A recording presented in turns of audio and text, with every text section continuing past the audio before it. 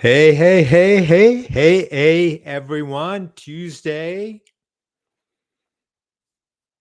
yellow shirt on for Tuesday YouTube. And yeah, these sunglasses, I mean, you wear these in a Tesla, yeah, you got it going. You got it going. All right. This week, I want to talk Tesla. I want to talk Tesla. Why? Well, because Tesla went from what? Yeah, 260, something like that, all the way to 180. And the FUD and the craziness about Tesla is all around. People talking about how the EV fad craze has peaked and all these things. And today I want to tell you, in my opinion,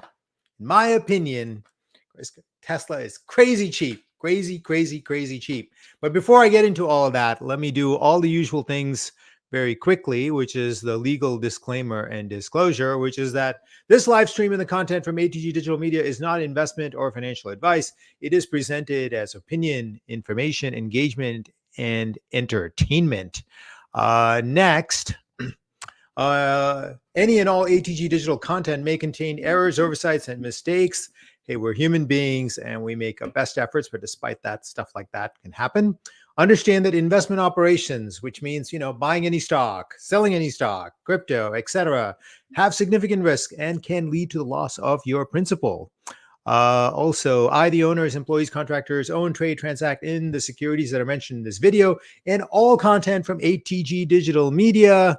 Very quickly, if you want to see what all my free content is, which is Substack, Spotify podcast, this YouTube, and then social media, where I also actually stream. X has a pretty good streaming, and I've done streams on Fannie Mae and I think mostly Fannie Mae. I've also done Facebook Live, so follow me there if you're interested. With that, let me put shameless plug for ATG Digital Media, which is my company where you can get subscriptions and follow-ups on any of the things that I talk about on YouTube. All right. Ooh, these are giving me a headache. Ooh, yeah. And not designed really to be worn for a long time. And I probably wouldn't recommend driving in them either. But okay, come on. Let's talk Tesla. Because this is getting ridiculous. Right? It's getting ridiculous. People are saying really dumb things and getting away with it. Getting away with saying incredibly dumb things, right?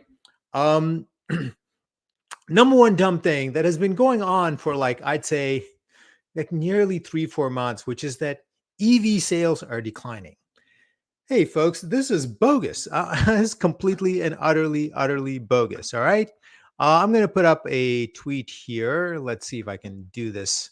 Should I do it? You know what? Yeah, let me just read, read from a tweet that I presented, put up on my X, which is that EV sales took 8 years to get to 1 million starting December 10th, took less than 3 years to get to 2 million, just over a year to reach 3 million, and in the last 9 months has reached 4 million. What are these people talking about? What are these people talking about? I don't really know what they're saying. But whatever it is, it's a bunch of okay. Yeah, I think this should show it. Yeah, there we go. Okay. You can see this. Yeah. So that's the reality of EV sales. That's the reality of EV sales. Up and to the right. This would be a great stock chart to own. That's the reality of EV sales. And the other reality is that this is mostly Tesla. Because there is an EV problem, but it's among the legacy automakers. It's among GM, it's among Ford, it's among all of these other companies, BMW and Volkswagen and others. But there's no problem for Tesla, and as a category, because all of those companies are contributing small amounts of sales. There's just simply no problem. There's simply no problem of any kind. So massive FUD being like really perpetrated by people mostly in legacy media. And hey, it sounds like a conspiracy, but I mean, Tesla doesn't advertise. And the vast majority of EV makers don't advertise. But guess who does advertise in a big way? Ford, General Motors, Chrysler. Yeah, they're big spenders still on legacy media. So hey, it makes sense, right? You got to defend your own, right? So hey, but this is like just straight up FUD, and you'd be crazy to be selling Tesla, you know, at these prices, right? At these prices. But really, like, Tesla, I looked it up right before coming on, right? This is a company that has a stock market capitalization. As you know, I go on my rants about stock market price doesn't really tell you a whole lot. You need to be able to look and understand what a company's value is in terms of its stock market value. And that is stock market capitalization, which is essentially you take the total number of shares that the company is cut up into and you multiply it by the stock price. That tells you how big a company is. So the stock price by itself does not tell you if a company is big or small, does not actually even tell you if a company is cheap or expensive. That has to be compared to something, sales, profits, cash flow. That's how you gauge that. But I'm getting away from my point, all right? Which is that Tesla is a $600 billion company today. All right. That sounds big, but really it's not a small company by any stretch of the imagination. It is a large company. It is obviously now the leader in electric vehicles. Yeah, people will say that there's a company called BYD out of China that is competitive. And yes, I mean, BYD and some of these Chinese makers are competitors, but we're going to have more than one company in the EV business. We're going to have more than one company. But there are significant, huge variations really between a BYD and the Chinese makers, which are the really only real true competitors, in my opinion, and in Elon's opinion. I go listen to the last conference call, and he's like, listen, these Chinese makers, man, they are going to wipe the slate clean of like General Motors and Ford and all of these companies. He's like, their cars are good and they are pushing to make them as good as they can, as fast as they can. So China is like the equivalent of Japan in, I don't know, the 1960s. And their car makers, Xpeng and NIO and BYD and others. I mean, some of those are going to end up becoming very large companies. And we actually own one Xpeng in the silver tier ATG digital portfolio because they seem to have, I don't know, similar ethos to Tesla. But once again, getting back to the subject of this particular video, which is that I want to argue that Tesla, looking out, I'll say minimum 3-5 years, but like, okay, 7-10 years is really like three companies that, you can look at today and say, yeah, these are three companies in one. And they are among the most valuable companies in the United States. What are those three companies and what are they worth today? Well, company number one is Apple. All right. As Apple. Right? Why is Tesla like Apple? Because while the legacy media and the narrative on Tesla is about it being an EV maker and comparing it to General Motors and Ford, to me, this would be like comparing Apple after it introduced the iPhone to someone that made plastic phones. I mean, let's see. Do I have a plastic phone here? I don't have a plastic phone here. I have actually an ancient, old Edison phone. You can see there, which is, okay. I mean, it's not quite as bad as that, but I mean, but like imagine, like that's what people would have compared it to, or they compared it to. Let's see. Oh yeah, like this, right? Right. That was the standard, right? When Apple introduced the iPhone, a BlackBerry was standard. And prior to a BlackBerry, like, I mean, it was what, dial-up phones, or some of those old school, you know keypad punch phones. Would you have compared Apple really to those things? No, yeah, that's ridiculous. I mean, we know that's ridiculous because today Apple is a $3 trillion company, largely off the iPhone, and off not just the iPhone, but like, all the things that it became, right? I mean, which is the iPhone eventually became like everything that is back here, right? Yeah. Well, it became a computer, it became a camera. Can you see the camera back there? And then if you look down here, like a radio and music and television, it became everything. It became everything. No one imagined that. No one imagined that. Nobody even thought it, right? But that was the reality of it. And what did it do? I mean, Apple was, worth, yeah, a little bit less than Tesla at that time. And it's a $3 trillion company today. So, in my opinion, my judgment, the EV, at least as conceived by Elon, by Tesla, is a device no different than Apple didn't see the iPhone as a uh, phone. They saw it as a sort of like a tool that human beings we could use for all these different things: playing music, making videos, watching movies. I don't know, apps that do everything from measure your heart rate to all of these different things. But nobody actually imagined that when they were first conceiving of it. And so we are in the very, very, very, very early days of what you know a what we used to call a car is going to be in the future.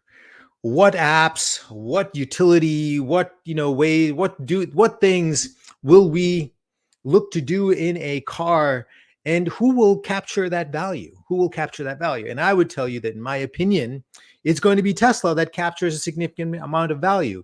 Because if you pay attention to the news today, Apple is being sued by, all kinds of companies because what? They extract a 30% royalty out of every single app that is sold on their through their through their store. 30%. 30%, right? They're being sued. Why? Because they control that device. They control that device, and everything that goes through that device, yeah, they got to go through them, and you got to pay your cut. You got to pay your cut. So if you think in this way, and maybe you disagree, and hey, that's fine. Remember, my job is not to tell you something that you agree with, is to give you my view of the world based on my understanding of it, my research, my experience, and everything that I see. So my view is this, which is that today we see Tesla as a car maker because we are backward looking naturally. We want to compare it to GM. We want to compare it to Ford. We want to compare it to something else. But really, the correct comparison is the Apple iPhone. That's my opinion. It's the Apple iPhone. And we are in the very, very, very, very early stages of, reconceiving what a car is for, what it will be used for, and whatever it is that we come up with to use it for. Yeah, the gateway is going to be through the company that controls the device. And while many people will think that, hey, there's going to be, I don't know, 15, car makers going to be successful, I doubt it. I doubt it very, very much. I believe that the vast majority of, cars that are going to be sold that are EVs are going to be Teslas in the United States. Worldwide, yeah, you'll have more sort of distributed market share. There'll be some local companies. The Chinese companies will dominate in certain categories, but like in terms of in the United States and many Western economies, it's going to be Tesla. So Tesla is like Apple before, the app store became a huge thing, before they start to extract 30% from every single person that, ever came up with any app, right? So 3 trillion, that's where Apple is today, off the control of this device, right? Okay. And then you may think like, well, Paul, but they don't have an app store, etc. Yeah, okay. Okay. Yeah, but listen, yeah. Here's my second comparator, right? My second comparator, which is that Tesla is also like Microsoft.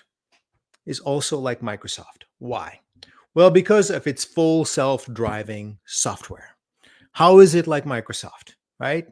Well, if you think, well, in the early computer days, in hindsight, now we can see that essentially it was going to end up with Apple and Microsoft. Apple kept a closed world where they wouldn't license out their software. They kept it to themselves. And Microsoft said, hey, we're just going to make the software and sell it to everybody else. Now, Microsoft by itself today is another $3 trillion company, primarily of selling software to computer makers around the world, Asus and Acer and Alienware and all of these, there's hundreds of computer companies out there that sell computers, and they all have Microsoft software in them. Right now, imagine, right? Let's like take our imaginations back and imagine if Steve Jobs and Bill Gates in 1991 said, hey, Bill, hey, Steve, what if we just join these two things together, right? And we're going to control all of the computer industry. You make the best computers, Steve. Hey, those are awesome, but I know how to get my software into computers all around the world. What if we join hands and we make it one? You have the device, I got the software, and we have one. Yeah, well, then you'd have a company that's called Apple Microsoft that would be worth what? Probably like 15 or 20 trillion today, because, they would monopolize the entire world. They kind of compete in certain segments today. But what is Tesla? What is Tesla? Well, Tesla is that joint company. Why? Well, they make the device, right, which is the electric vehicle, right? They've got the Model S, the Model Y, they've got the Model 3, they've got the Cybertruck, they've got the $25,000 car that's coming. But then they also have full self-driving, right, which they have been working on for 7-8 years. Nobody else has been working on this for 7-8 years. Nobody else has hundreds of thousands of cars feeding data to build this neural network based on artificial intelligence to have a car drive. In other words, the goal is to put down a car anywhere and for it to be able to deal with whatever it is presented with. In other words, no different than a human. In other words, a human being drives by what? We look at what's there, we hear what's there, and we make judgments and decisions as to what to do based on the situation at hand.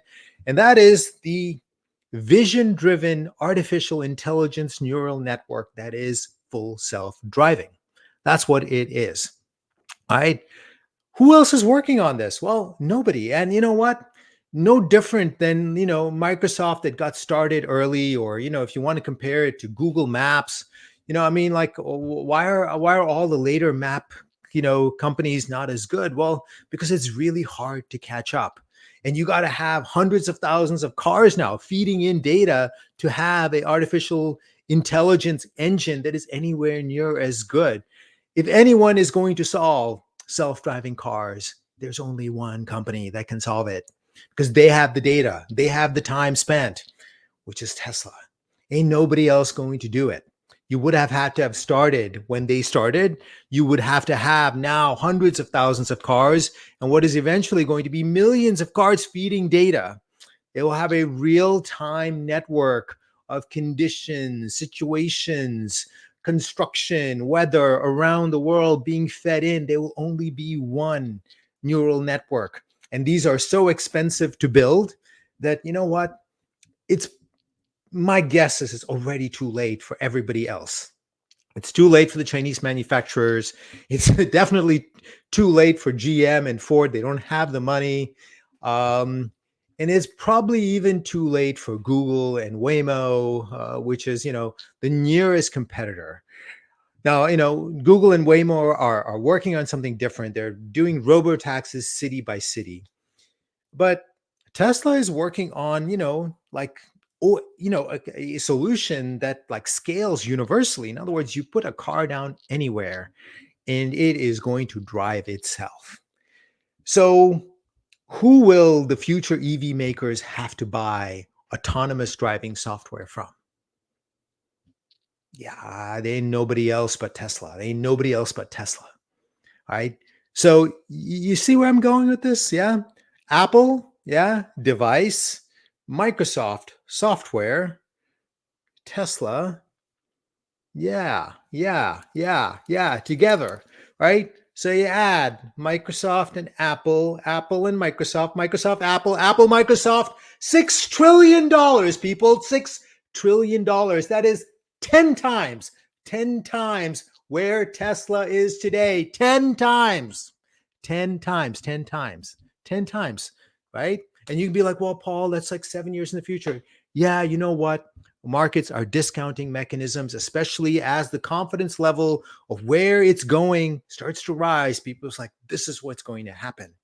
This is what's going to happen. And people will come and buy it in advance. No different than, like before, I mean, Tesla had even made 500,000 cars. They had a market capitalization that was bigger than GM, bigger than Ford. Same thing is going to happen. But I got one more part to this, that is very little focused on. All right. Some of you I know own Teslas. Some of you own Teslas. I can tell you, you're having a luxury experience compared to anyone that owns a non-Tesla EV. Try driving in a non-Tesla EV and charging your car at some of these alternative charging stations. Oh my God. Like, I mean, I think it was a couple of years ago. I was picking up my kids from camp and I thought, okay, I picked a hotel because I had to stay overnight and then pick them up because it was kind of rural and I had to like go through some like really back roads. So I picked a hotel with one of these alternative charging stations. I mean, it was like a maze just to figure out how to get the thing to work. It was incredibly hard to figure out how to pay for it. And then only one of the stations was working. I compare that to what Tesla has, which has a worldwide network of thousands and thousands of superchargers worldwide that you can drive up to and charge your car with no problem. I mean, it's all in the app. You put your credit card into the app. You just go in, you plug in, you sit there. It's usually at like the ones in North Carolina are the ones I frequent are at Sheets. So I have my favorite junk food that I like to buy. I mean, big fan of the spicy Cheetos.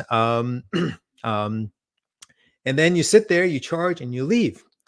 Now, you think, well, what is that comparable to? What is that comparable to? Well, obviously, it's like the gas station, but Tesla not just owns the gas station, but they're selling you the electricity, right? They're selling you the electricity, and you need it. And in the last year, everyone, Ford, GM, Lucid, Rivian, every single company, they're like, hey, we're never going to be able to build a network this big. It's going to cost too much.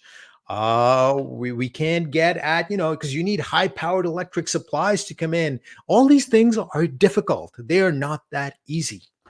All right. So, yeah, I mean, this is like a combination of a company that like is an electric utility and like a gas station and a fuel company. And let's just say you put it all together. It's a little bit like Exxon Mobil, right? I mean, they have gas stations, they have the gas, they sell it to you. And what is Exxon Mobil's market capitalization?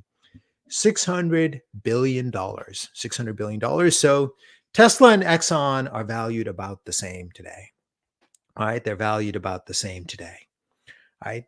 But this is another monopoly that Tesla owns that no one is talking about. No one is thinking about it long term. Where are the EVs? You saw that straight line up of, EVs. We're at 4 million EVs. When we get to 6, 8, 10, 12, 14 million, we're going to have superchargers all over the country, no different than the way that, we take for granted that there are going to be gas stations everywhere, except they will all be Tesla. They will all be Tesla. Yeah, all be Tesla. Yeah, I know that sounds like a joke, but the truth is that everything about Tesla has always sounded like a joke and ridiculous and dumb and stupid before. In hindsight, it all would have seemed obvious, but they're all going to be Tesla. And what is the value of this network going to be?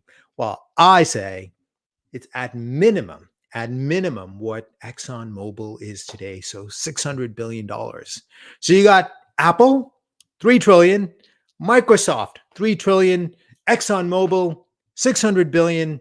So I'm coming to $6.6 billion, 6.6 trillion dollars. That is 10x from where it is today. And we got people worrying about the quarter. People are talking about how, well, the Cybertruck may not scale, this week or next month. Well, I'm getting mine hopefully in the next 30 to 45 days. And I will make sure to post something on X in all likelihood, unless I can figure out how to get like some portable camera to get it out there and to live stream from there.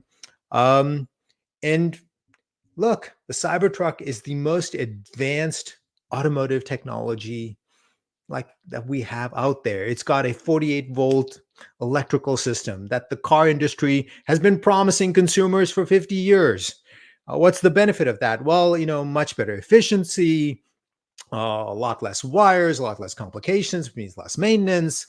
It's also got steer by wire, which is what planes have. Again, this is 30-year-old technology that the legacy incumbent car industry, they chose not to invest in it. They're like, why do we need to do that? We'll just change the shape of these cars. That's plenty. And we'll advertise. Yeah.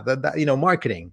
And then they also, the structure of the Cybertruck, right? I mean, is the safest that's out there. Essentially, you have the entire structure integrated into its form, which makes it safer. Yeah. I mean, this is also something that the car industry, wanted to do for 30, 40 years, never bothered to do it. And you know what? Like almost everything else, it's probably too late. It costs too much. Elon even actually sent them a manual of how to turn their cars into the 48 volt electrical system. The CEO of Ford was like, yeah, here's the manual. He sent it to us. Are they going to do anything? I mean, they're going to have to rip up, what they do to change it. Right? What's the bottom line here? Look, you can have a one-day outlook on Tesla, and you're entitled to it, because this is not financial investment advice. What you choose to do with it is up to you. Maybe you have a 1 week outlook, maybe a 1 month outlook. Maybe you're like, hey, Paul, I don't have the time for 7-10 years. Hey, fine. Maybe Tesla is not for you. Maybe there are people, or there's like, well, Paul, Elon says he's going to, if he doesn't have 25% control of Tesla, he's not going to give us AI. Yeah, that's all into the future, right? I'm talking about things that are here right now, right? The Cybertruck here right now, right? All of the cars, Model X, S, X, Model 3, right here, right now. I didn't even mention the Tesla Semi. I didn't mention the Optimus robot. These are all future projects that are sitting out there. And what about the solar roofs and power walls? I mean, these are amazing products. Like I have the Powerwall, absolutely amazing. Like when power goes down, and goes down more often than you'd think. I mean, I don't even know. It just flicks on. It just flicks on. And it's being charged up right now from the sun. So bottom line, you can choose to be very, very short-term oriented and focus on the quarter and everything, or you can zoom out a little bit and look at the number of opportunities and how good they are and how profitable they are and how amazing they can be. And in hindsight, later on, you'd be like, that was so obvious. I mean, I had a Tesla. I went to the supercharger. There were no other superchargers that worked. That was so obvious. Yeah, the Cybertruck was superior technologically, so sort of like Apple's iPhone, it was so much better, but it's not like the market woke up the day that the iPhone was released or 1 year or 2 years after. It was 5, 6 years after where, yeah, Apple stock started to rip higher. People always doubt innovation and new things in the beginning. And then later on, once like, really, everyone else joins in, that's when people come in. But often by then, the big early gains, yeah, those are gone. Those are gone. All right, that is my live stream from for Tesla. Now let me go through a lot of comments here. All right. Pulverizer says pure storage from our Profits Unlimited days. Yeah, we sold out of all of the semiconductor stocks, including memory stocks, some time ago. Because my view, this business has gotten involved and gotten hyped up as a result of AI. And from my experience, you buy semiconductor stocks when they look like they're about to go bankrupt, and you sell them when everybody's celebrating like they are right now. Maybe that's right. Maybe that's wrong. That's my experience. And at ATG Digital, we have sold out of pretty much all of those stocks. Nobody wants EVs here. They suck in the winter. Well, that's, your opinion and you're entitled to it. People afraid of change and technology, says Melanie. Absolutely.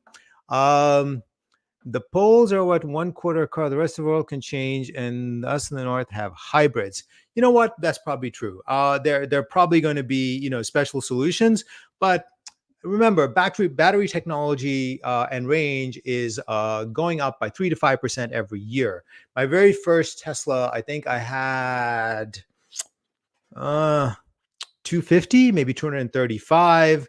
The Cybertruck that I will be at 335. So if you do the math, the 3 to 5% every single year for the next, I don't know, 5, 7 years, you very rapidly get well past where you are with any gasoline engine. And with that, all of these things really kind of go away.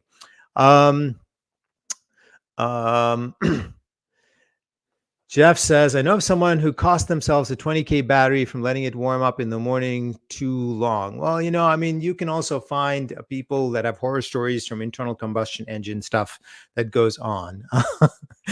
Pulverizer has some I'm assuming, amusing comments that Elon is an intelligence agency asset in creation. And he said, thinks Toyota is the only car. Well, everyone has their point of view. Like I said, this live stream and all of the portfolios and updates from ATG Digital Media, they represent obviously my opinion and based on my judgment. Everyone, as they say, on Wall Street, you pays your monies, you takes your chances. And we shall see. We put Tesla into the portfolio in 2018. And despite everything that, is said, we're still, if you held on from there, you're up 700-800%. So, hey, we shall see. Questions on Mobileye. Well, we have held on to Mobileye and we'll continue to hold on to Mobileye because that is a semiconductor company that is solely dedicated to autonomous driving. And that, in my opinion, is setting up to scale higher. So if everyone licenses autonomous software from Tesla, they will still have to equip their cars with the chips, and Mobileye, in our opinion, will do well. What else? Address the issue of Elon bails on the company. Yeah, Elon's not going to bail on the company. Tesla is him. He's Tesla. Elon's built $200 billion companies, SpaceX and Tesla. And if that's something that worries you, you probably shouldn't own Tesla. What else? Those are about most of the companies, and I'm thrilled that for the very first time, no, that's on Facebook Live. We don't have people offering to take your Bitcoin and send you 3 times as much. Please, folks. Despite everything, but particularly on my Facebook Live, there are people that can take my picture, take my name, and open up accounts. On social media. Actually, even on X, you can see there's various forms of Mampili Guru, Paul Mampili Guru that are out there, folks. Just because you see my picture and my name does not mean it's me.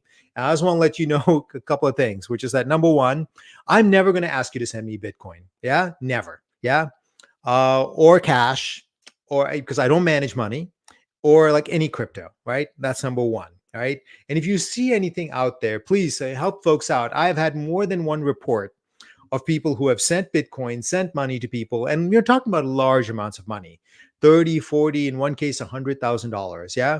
To, essentially impersonators.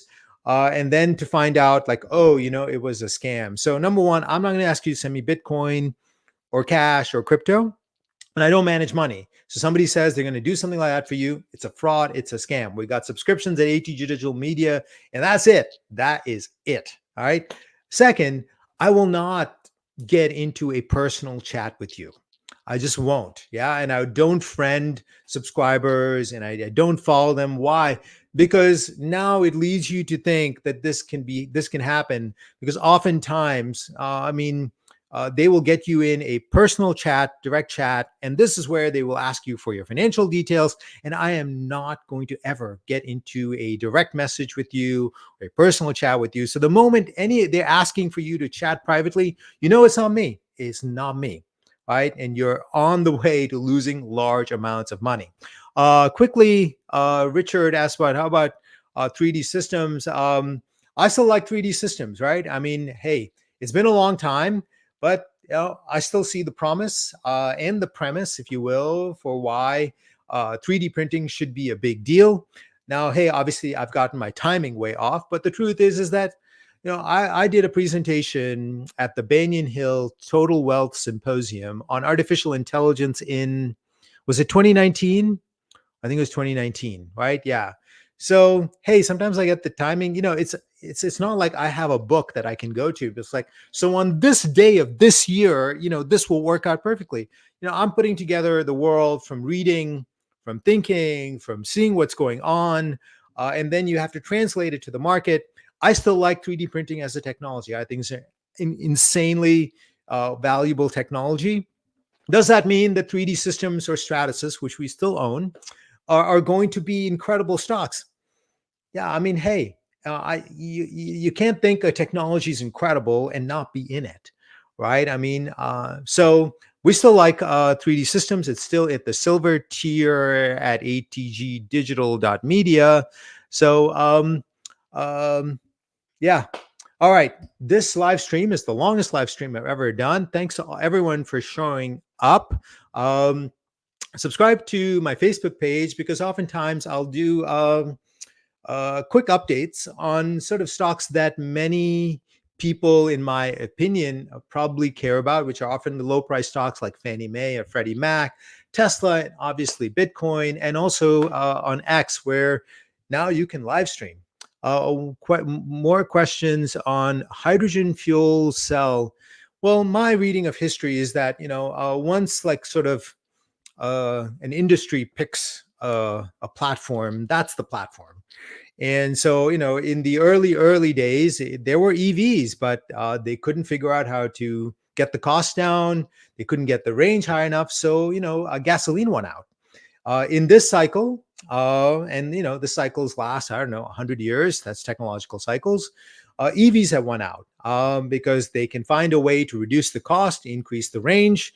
And so that's going to win out. Hydrogen is not really a factor today. And while many people talk about the promise of it, based on my reading of innovation history, I think that is very unlikely. And the thing that's going to work is the thing that's here, which is lithium-ion batteries in some way, shape, or form. Because like I said, the cost keeps going down, the range keeps going up. So you get some exponential benefit that continually sort of benefits the end consumer. All right, everyone. Thanks, everyone, for joining in.